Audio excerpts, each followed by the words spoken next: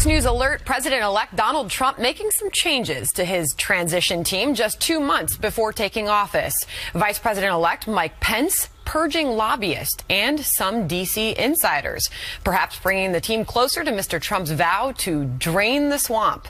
This is Outnumbered. I'm Sandra Smith. Here today, Harris Faulkner, Meghan McCain, co-host of After the Bell on Fox Business, Melissa Francis, and today's #OneLuckyGuy. So glad to have back with us today the CEO of CrowdPack and the former chief strategist for British Prime Minister David Cameron. Steve Hilton is here, and he is outnumbered. Good to have you. Great to be here with you all. You are back. And I tell you this all the time. You are one of the most fascinating people I know right now because you called Brexit. You tried to tell David Cameron this. We're glad to have you. That's an interesting perspective. And you were with us the entire election process as our one lucky guy. And here we are post. I know. Yeah. And I tell you what I think is that although it's fun talking about the campaign and the ups and downs and the circus, it's really great now to be talking about real issues and the changes that we might see happening that could actually affect real people's lives. Amen. Just put behind us all that nonsense that I think we all felt there was too much of it. Campaign. So let's begin with some of those changes made to President-elect Trump's transition team. Lobbyists and many D.C. insiders shown the door as the president-elect took to Twitter to slam reports of a chaotic transition. He tweeted, quote, "Very organized process taking place as I decide on my cabinet and many other positions. I am the only one who knows who the finalists are." Exclamation mark. Moments ago, former House Speaker Newt Gingrich with this to say about the transition. I'm confident that, in fact, they are beginning to put things in place in a very orderly way. But it's going to take 2 or 3 weeks. I mean, you can't. You'd be really dumb to accelerate and start making mistakes in order to make the press happy. Doug McKelway joins us live from outside Trump Tower in Manhattan after Newt Gingrich just reminded us it's going to take time, folks. Doug? Yeah, for a lot of us here, I want to clear up something I said in the last hour. I said I misheard our producer speaking to me the other day saying that Donald Trump had snuck off to Washington today. I misheard that. It's actually Mike Pence who has snuck off to Washington today. Donald Trump remains firmly ensconced in the Trump Tower here, vetting prospective candidates for many, many jobs. On that note, 2 new names have surfaced as high-profile candidates for important jobs in a Trump administration. Lieutenant General Michael Flynn has come up. He was formerly head of the Defense Intelligence Agency and is now considered, according to 2 well-placed sources, to be a candidate for National Security Advisor. Interesting, that is a position which does not require Senate confirmation, and that would allow Flynn to bypass intense scrutiny from Democrats for some of his more controversial views. He is a hardline conservative, hardline pro-lifer. Flynn was seen here at the Trump Tower today, but said nothing to reporters. Also under consideration, we hear now for the Secretary of Defense position is Arkansas Senator Tom Cotton. He would bring experience as a military man and some smarts to that job. He is a prodigious intellectual and also has combat experience as a combat commander in Iraq. He's a man who has been deeply critical of the present administration's Middle East policy of withdrawal and what has been termed oftentimes leading from behind. Another cabinet-level prospective position seen here in the Trump Tower today is the man who is considered a candidate for Treasury Secretary, Mr. Munchin. He did not speak to reporters but briefly today and said he talked to Donald Trump about his tax plan and his economic plan in general. I think the other thing with very big focus is regulatory changes, looking at the creation of an infrastructure bank to fund infrastructure investment. So there's a lot of things to do. And I'd say, the economic priorities are clearly taxes, regulatory, trade, and infrastructure. Munchin brings really interesting experience. He is the son of Jewish parents. He was a Goldman Sachs executive who amassed a $40 million fortune while working there. He's also, much like Steve Bannon, a movie producer whose credits include American Sniper and one of the Mad Max movies.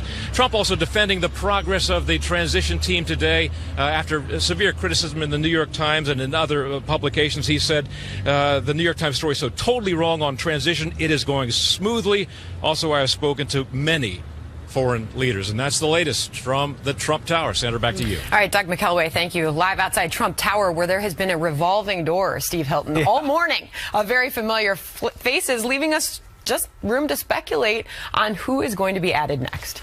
Yeah, I think that the New York Times with the way it's been covering this is really damaging its reputation, because it's churning out these kind of gossipy stories and really looking for negative like the Trump things to say. transition team is in turmoil. In turmoil and chaos. What they're doing is actually taking it slowly, which is what you'd want, because it's a serious business.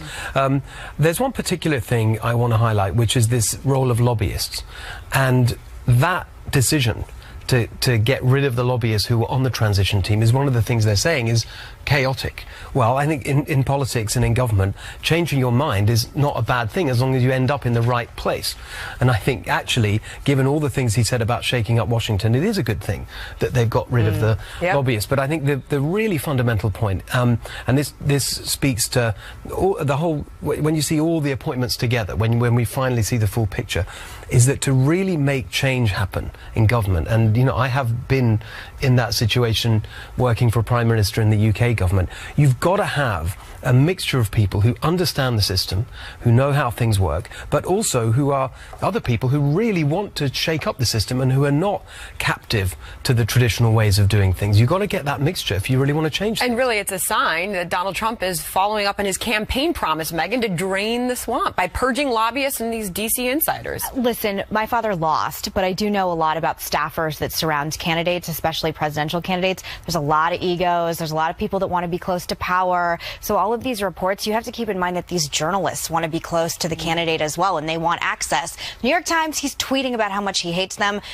I can say they're probably cut off the next 4 years. You did it to yourself. I don't feel bad. So if you're talking about chaos, it's probably from the journalist perspective as well. Internally, the Chris Christie completely being taken out. I'm not surprised by that, given Jared Kushner's relationship with Chris Christie's father. I actually think this is perfectly normal. Chaos would be if people were getting fired left and right. And again, let the process work itself out. We're 65 days away. Give them a little time. But I love watching the New York Times. I mean, he's building so happy. his team. It's going to take time. And Donald Trump, in the face of the New York Times reporting that they're seeing chaos and turmoil, things are going smoothly, he says. Yeah, so a couple things. First of all, with what you said, Steve, about who you build that team with, it's important that it not be filled with sycophants. I mean, you need people who are not only oppositional to the establishment and what has always been, but people who will tell you no as well and be right up in your face and say, you said you wanted to win, this is how you get there, and to remind them of that. And just a little bit of shade toward the New York Times. Just a tiny bit, just a tiny bit. How much can we trust their sources about what is going on inside the Trump campaign when they were so wrong? Fill in the blank about just about everything with how, not just how it turned out, but along the way as well. I mean, I think that's a fair criticism for them. Yeah, I think also, I mean, a lot of people make fun, oh, he's the president of You're Fired. He's a reality star. The truth of the matter is he's pretty good at hiring and firing people. I mean, this is one of the things he does well. If you watch the campaign, he cycled through 3 different chiefs who were good at that time, and he wasn't afraid to replace them at the moment he needed the next thing. I mean, everybody's saying, oh, he went through, you know, the different campaign heads from Lewandowski to Manafort and then moving on to Kellyanne Conway. But those were very distinct periods in the campaign where he had the scrappy person first, and then he had the person to run the RNC, and then he had the very professional person to bring it home. He had Chris Christie running the transition team. Then at the moment he needed, he quickly dismissed him and he put in Mike Pence, who really knows how to get business done. I mean, I think that all these things, it's not chaos, it's deliberate. Also, the Tom Cotton choices, if that ends up who it is, it's it'll sort of quell the fears of some of us who are a little queasy on his foreign policy. He's a veteran. He's an up-and-coming star in the Republican Party. Of all the people that have been named, I think he's the best choice. And Steve, there's also a big conversation at this time what Democrats are going to do as far as the future of their leadership. We're just getting word right now that Vice President-elect Mike Pence will be meeting with Nancy Pelosi tomorrow. Interesting. I'd love to be a fly on that wall. Yeah, I mean, I think we need to be optimistic that there are things that look, this country needs the economy to get moving. We need jobs to come back. We need people's incomes to rise after more than a decade where they've been flat or falling. And actually, you know, the way the Constitution is designed is that you need collaboration over those things. And if you can have a serious conversation in Congress, not just with Trump's team and Ryan and all the rest of it, but with the Democrats as well. Great. That everyone should be excited about that. It's also the total opposite of what Obama did. He didn't reach across the aisle at all, let alone when he first got into office. And the fact that Mike Pence is going down to meet with Nancy Pelosi, I think, is a great sign for bipartisanship. I also have another thought about why this may be coming now, and it has to do with all of the talk in recent days about how Obamacare, the Affordable Care Act, is front and center in terms of all of the Republicans getting together and getting something done pretty quickly around Inauguration Day, as some of the reporting has gone. So who would you talk with? The woman who told us that we wouldn't know what was in Obamacare until it passed. Yeah. You might want to ask her, is there anything else I need to know?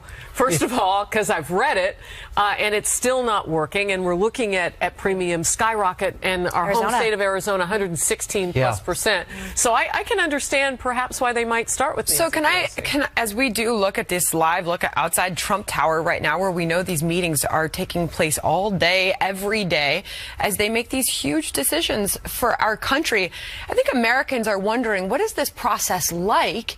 And is Donald Trump looking outside of his current circle? Is he looking at all available options to fill these positions? Well, first of all, he's got a lot of positions to fill. It's not just the high-level cabinet ones. And by the way, we should remember, I mean, I wasn't living in America at the time, but I think I'm right in saying that there was huge criticism of Clinton, the first President Clinton, that it was bumpy in the beginning. Into the administration, there were still thousands of positions unfilled. So, just in terms of context, we need to remember that. I think that the most important thing for, not just for the practical things like the economy and the specific policy areas, but for people's confidence in democracy is that they've elected someone who made some very clear promises. That's one of the reasons he won.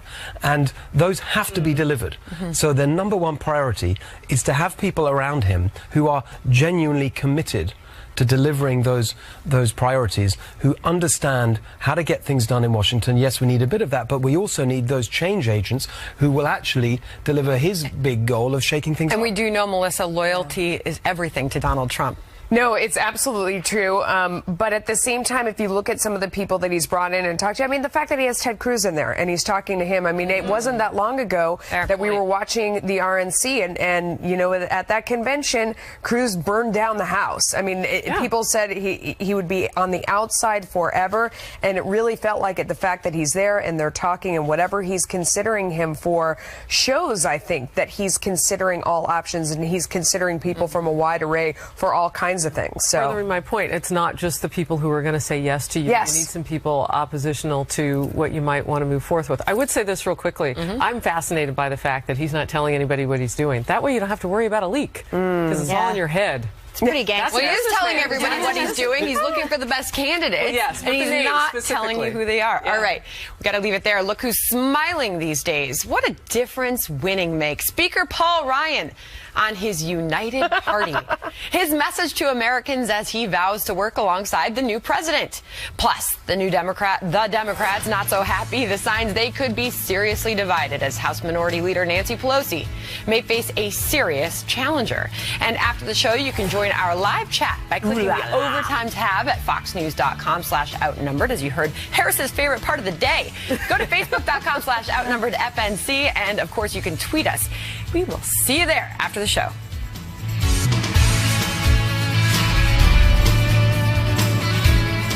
What a difference an election makes. House Republicans appear to be uniting while the same cannot be said for Democrats. Speaker Paul Ryan unanimously won the nomination of his Republican colleagues this week for another term at the helm of the House. The Speaker has this message for the millions of Americans who believe the nation is on the wrong track. Watch. We hear you, and we are here to fix problems. We're very excited to get to work. This leadership team is unified. This entire House Republican conference is unified. And we are so eager to get to work with our new president-elect to fix America's pressing problems. Meanwhile, not so happy Democrats are delaying their own leadership elections until the end of the month, fueling speculation that Nancy Pelosi's hold on the minority leadership post may be on shaky ground. All of this as a potential challenger, Democratic Congressman Tim Ryan, interesting, his last name's Ryan, from Youngstown, Ohio, says his party needs a leader who can speak to flyover country.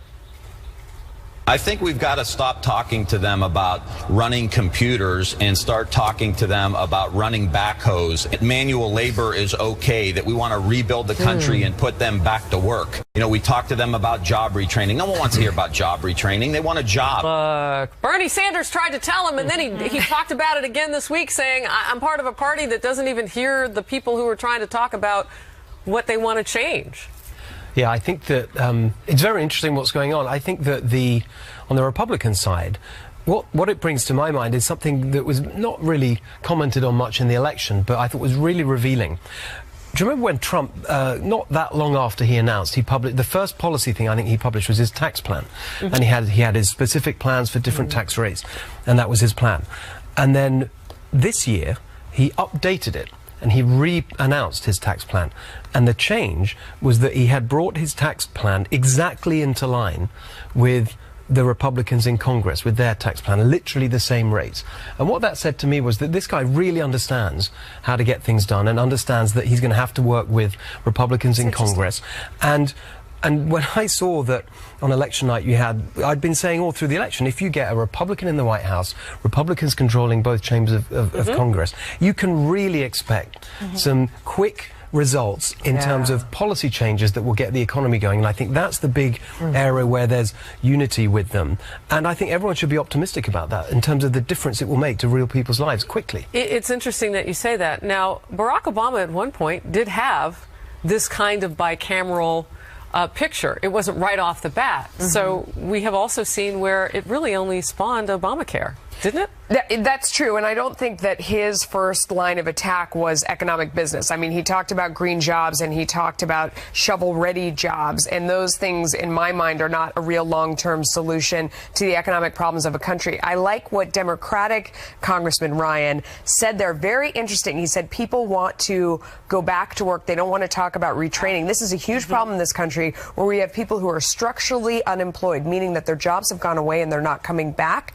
Telling them that they need to get trained to go work on computers isn't going to happen, because we're talking about people who don't want to do that. I mean, it's one thing to talk about young kids that are coming up, but it's also all politics. He smells blood in the water right now with Nancy Pelosi. I mean, let's not forget that. She has led them hand and foot into this disaster.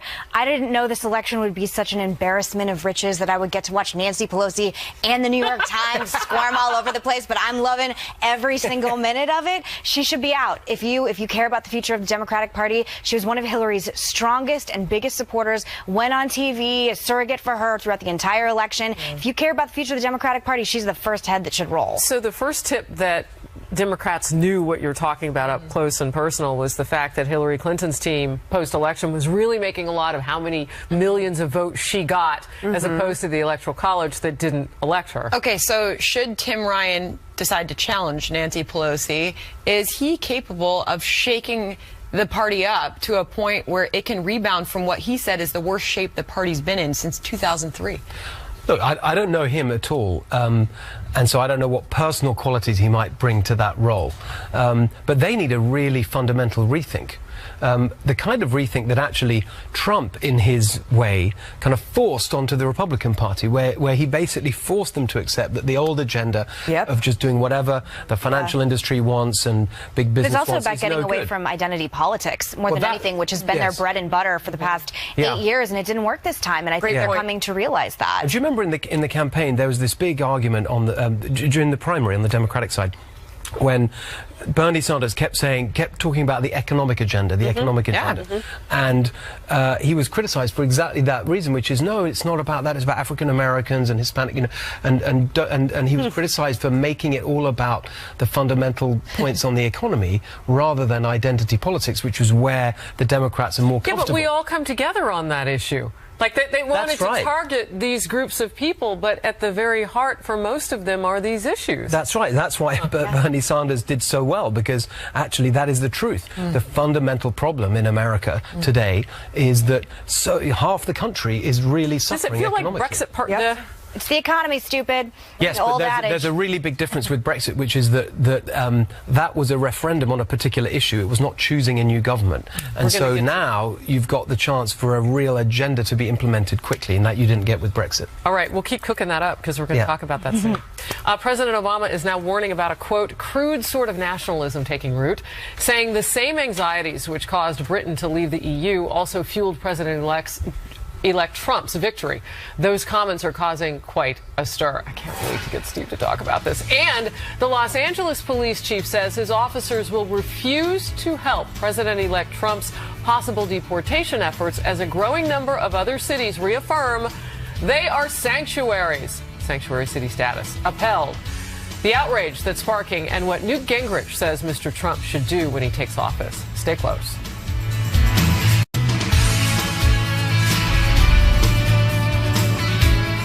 President Obama says Donald Trump's upset victory last week and Britain's decision to leave the European Union are part of the same global wave of anxiety, causing an us versus them mentality that's leading to the rise of populist movements worldwide. Yesterday at a news conference in Greece, Mr. Obama warned against that and a, quote, crude sort of nationalism that he says is taking root in the U.S. and Europe. Watch. I do believe, separate and apart from any particular election or movement, that we are going to have to guard against a rise in a crude sort of nationalism or ethnic identity or tribalism that is built around an us and a them. And I will never apologize for saying that the future of humanity and the future of the world is going to be defined by what we have in common, as opposed to those things that separate us and ultimately lead us into conflict. Steve, you were front and center at Brexit. What do you make of his comments? I wish sometimes people could see what we're talking about during the commercial break. He won't get to the point. Oh, my God, I know. It takes so Look, long. we'll get to Brexit in a second, but I just want to make one observation. That is the version of Obama that I find most infuriating. Yeah. Where instead of talking like a political leader who actually wants to get things done, he's kind of observing events like a sort of snooty anthropology professor who's kind of analysing the world instead of actually being the person who's been in charge for 8 years and could have done something about the very problems that are driving this. And I think to now flip to the Brexit aspect of this, I think that this argument that they're putting forward about nationalism is really bad, because what they're doing is trying to deflect attention from their own policy failures. The reason that you have this uprising against the elite, the establishment, whatever you want to call it, is because the policies that have been followed, particularly the economic policies, have left people reeling from the impact of what they've done. And the fact that people are losing their jobs, their incomes are falling, that's what's driving it, not some racist sense of nationalism. And I think that, but by describing it as that, they're trying to avoid responsibility for their own role in creating this problem. It's like elitist navel-gazing. He's sitting there and he's talking, and the long pauses and the whole thing. It's like a class we all wish we had dropped. How many more lectures do we have? People do not have the luxury of standing around and, pontificating like this while he pauses. They have families to feed and bills to pay and no idea how to do it. I find this so infuriating. And he has spent a lot of time in the days that have followed this election defending his own record. And in that same moment, he almost went on to suggest that Trump supporters might have some sort of buyer's remorse with this election, and that they might end up pretty disappointed with his president. A lot of people have buyer's remorse after him. Well, the other thing he said was he had some line about we're handing over a country in good shape. There are no fires to put out. I think that was his phrase. There are no and you could tell what he was doing there. He was trying to compare it to his inheritance in terms of the financial crisis. And you know what that made me think is that actually there is an economic crisis in America today. There is a fire to put out. There is a fire to put out. It's so many millions of people who are struggling economically. It's just a crisis that is less visible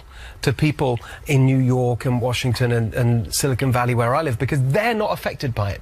They're not the people suffering. Wouldn't you debate there's a cultural crisis going on in this country as well? Because we were talking about yesterday how I think a lot of cultural issues that the left have been obsessed with helped fuel middle America thinking, you don't care about me, you only care about, X, Y, and Z issues that don't affect me at all whatsoever. So I think cultural issues having to do with immigration also have a lot to do with this. Yeah, I agree with that. But I always look for what isn't being said in those long pauses, and you filled in the blank on one of them, racist nationalism. I think that's what he may have been, and I don't know because I'm not inside of his head.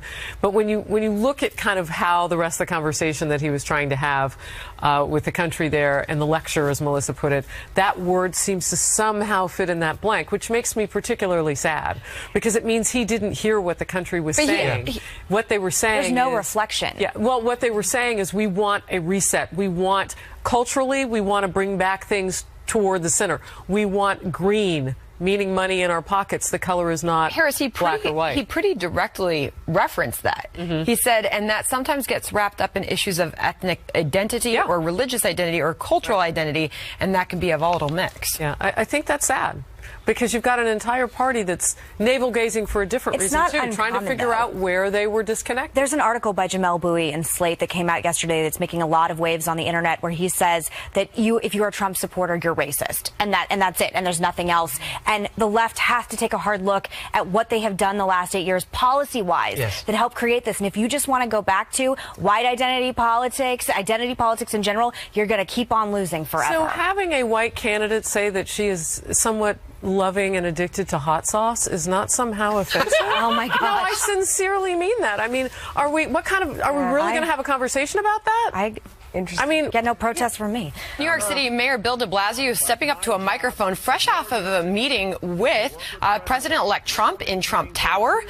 He made a promise to protect illegal immigrants in his own city, jumping on board with other cities that we have heard of doing this, protecting them from Donald Trump's possible deportation plan, or they'll face federal defunding. What did you make of his comments there? Look, there's lots of things I could say about Bill de Blasio, but I want to focus on the big question, the national question, which is immigration and how the policy is enforced. As I was saying earlier, I really believe in local government, in power to local government, but there are some policy areas that make no sense unless they're handled at a national level. And immigration is one of them. You can't have a policy that's different in one city to another city. It's got to be a national immigration policy for one country.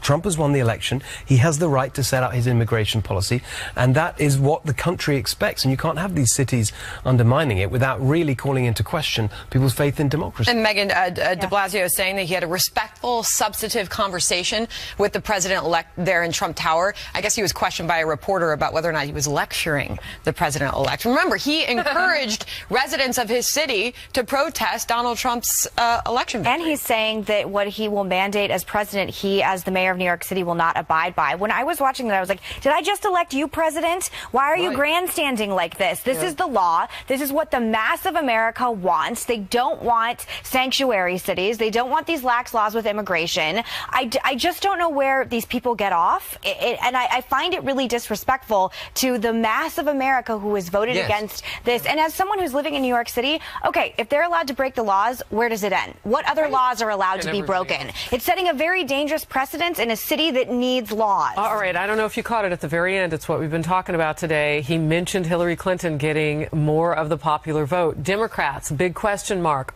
Do they feel they are in big trouble right now? This was a huge spotlight for Bill de Blasio here in a city where, I mean, you would say arguably maybe mostly Democrat. We don't know anymore. I mean, this could trigger something really different in his future as well. So he mentions her popular vote win against Donald Trump. As if that signals something. I thought that was so annoying. Could he focus on the traffic, please? I mean, the traffic is a disaster here in New York City. That's what he should have been talking to Donald Trump about. Donald Trump's in the middle of the city, and he goes, I don't care about Gucci. That's not at the top of my mind. Ooh. Sandra, you made a great point. You said you don't care about the businesses in the city. I mean, he's grandstanding on a national level. A year ago, I was in the back of a cab, and I watched this commercial, Bill de Blasio proudly saying that he's ignoring ICE and he's not going to cooperate. I was like, first of all, I'm paying for this commercial as a taxpayer, where you're sitting in the back of a cab telling people you're going to ignore federal law. Can I ignore the federal laws that I would like to as well? Because I'm going to stop paying my taxes if that's the case. How do you think the residents of New York City are going to respond to what he just said, Steve? Well, look, I think that it's exactly right. It's grandstanding. I mean, it reminds me a lot, actually. In the 1980s in the UK, you had these local councils elected around London, and they all did these national-type policies. They declared nuclear-free zones and all this kind of stuff that had nothing to do with their actual responsibilities of getting the traffic going, running schools, waste collection, refuse, all that stuff that they really are supposed to do. And this was a mayor who started his term with a snowstorm that really went badly on him, and how he had to handle that, and how many citizens suffered. So, I mean, local issues really should be his focus. Yeah, I mean, look, if we got to see something different if today. he wants to change immigration policy, then, you know, he should run for president. There you go. And if he wins, then he can do it. Meanwhile, all eyes will be on Hillary Clinton tonight when she makes her first public appearance since her stunning election loss to Donald Trump last week. Bloomberg is reporting that she'll speak at a Children's Defense Fund event in Washington after being honored for her dedication and contributions to child advocacy over the years. Many are wondering what she's going to say and whether she will urge her supporters to give President-elect Donald Trump a chance. Megan, I'm going to go to you first. I find the tone of all of this really off. She should go to Chappaqua for a while, stop with the rumors on the internet. I have a really big problem that they're putting rumors on the internet that Chelsea's going to run for Congress. As the daughter of a politician, America is not a dynasty. We don't believe in royal families. America has universally rejected the Bushes and the Clintons. Maybe take some time to reflect on yourself a little bit. I think if I were her, I'd stay in Chappaqua. I'd stay hanging out with Huma. You agree? I agree with Megan. And actually, funnily enough, I watched her speech when it was a week ago, wasn't it? It was Wednesday. Yeah. Okay, very gracious. We all agreed about that. But the other thing I thought, watching her, and I watched it live, was, oh my God, she hasn't given up. I had this very strong sense that she still wants to go for it. And I wouldn't be at all surprised if she's thinking, I've still got a chance. If President, that Trump's going to mess up, they're going to... Look at Melissa's face. I know. I just had this feeling that she's got this notion that maybe the nation's going to come running back to her. But she looked so good out there hiking in Chappaqua. Did you see the Facebook post that went viral? She and Bill were out for a hike, and a young mother and her daughter. It was a really lovely picture. It was a very lovely picture. But it was allegedly planted. The same girl that did it, there were other pictures on Facebook of her at a fundraiser for Hillary Clinton in the year 2000. Well, listen, all I'm saying about the Clintons is they're surrounded